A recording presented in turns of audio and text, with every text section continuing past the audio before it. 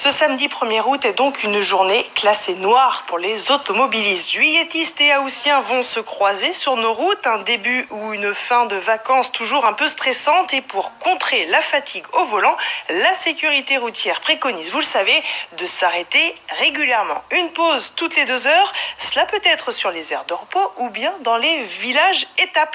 Parmi les 16 communes bretonnes ainsi labellisées en Bretagne, eh bien figure Bron dans les Côtes-d'Armor. C'est là qu'on retrouve Manon Le Charpentier avec Benoît Levaillant.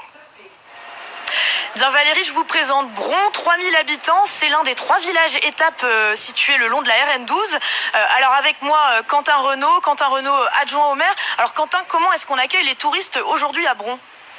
L'objectif de cette grosse journée de chassé-croisé entre juilletistes et haussiens, c'est vraiment de proposer des animations et des services aux estivants qui vont faire une pause dans le cadre du label Village Étape. Donc des prestations de restauration, etc. Mais également des animations sportives pour se dégourdir les jambes, un château gonflable avec protocole sanitaire pour les enfants.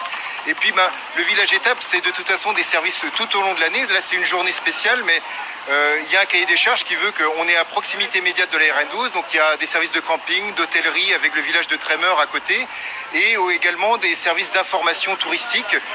On est dans le village natal du connétable du Guesclin, donc on a aussi tout un circuit de patrimoine à proposer et qui est complémentaire en fait des prestations offertes dans le cadre du Village Étape. Donc vous l'aurez compris, si vous êtes sur la route des vacances, arrêtez-vous à Bron, vous serez bien accueillis. Bron, un des 16 villages étapes labellisés ainsi en Bretagne.